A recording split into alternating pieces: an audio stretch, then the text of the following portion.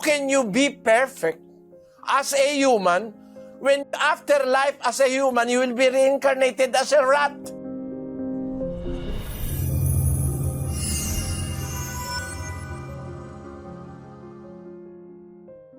According to the Bible, evil men and seducers shall wax worse and worse, deceiving and being deceived. Imagine if there will come a time that a deceiver can be deceived, meaning the one who deceived him is more evil than him. And it will not happen if people are growing better and better and better through reincarnation.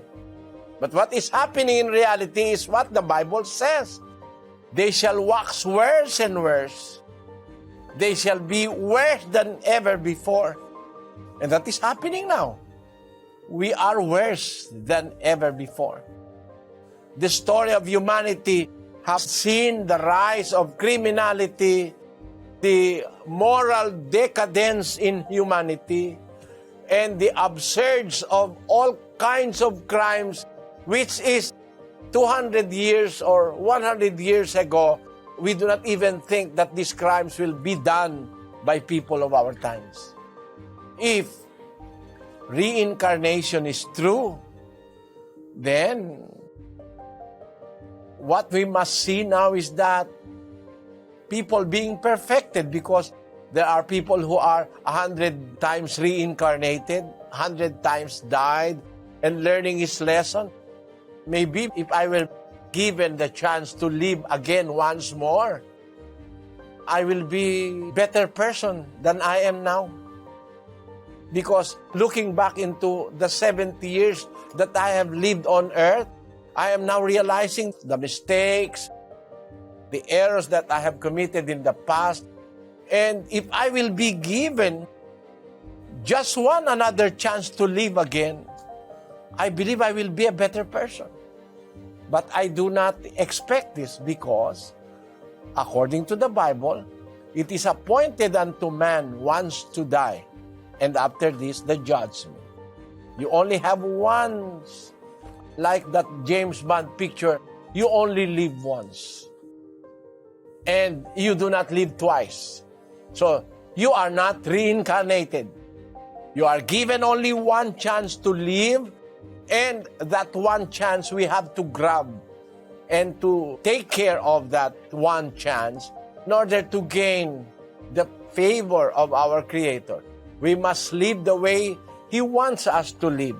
As the Bible tells us in the book of Ephesians chapter 4, verse 4, it says, There is one body and one Spirit, even as ye are called in one hope of your calling. The Bible tells us that there is one body. That one body is the church. Brother Daniel, 1:18 of the book of Colossians. And he is the head of the body, the church. The church is the body. The body is the church. According to Paul, there is one body or one church, and one Spirit in that one body that gives life to that body. Even as ye are called in one hope of your calling. We are called into the church which God founded in one hope of our calling. Meaning, we're only given one hope to salvation. And we must not lose that hope. We are only given one chance to live, and we must live it as wisely as we can. Therefore, considering these doctrines of the Bible, you will never believe the lie of reincarnation. Why? Because if you are going to believe in reincarnation, there are so many setbacks that you are going to experience. If you are going to believe that idea of reincarnation, you will be finding so many setbacks in your life. Why? Imagine you are living now as a human. Then, chances are you will be reincarnated as a rat, a mouse. Imagine that foolishness. How can you be perfect as a human when after life as a human you will be reincarnated as a rat?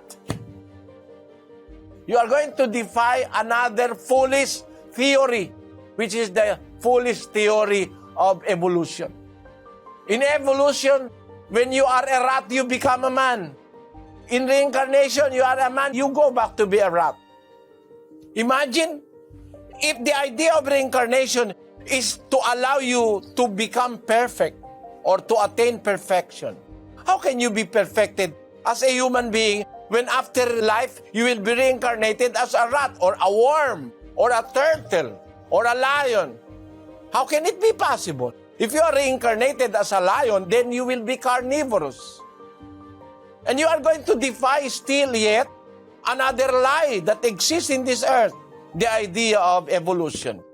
That means that we all came from one-celled plants and animals like the spirogyra, the amoeba, then the amoeba, the spirogyra, the bacteria, the virus grow into a more complex form of life, and then becoming vertebrates, and vertebrates becoming gorillas, and gorillas becoming man. That is the idea of evolution. But the idea of reincarnation is trying to give setbacks. Instead of evolving from a rat to a man, you are, by the idea of reincarnation, you are already a man, you are going to be going back to be a rat. How can you attain perfection? Those are lies.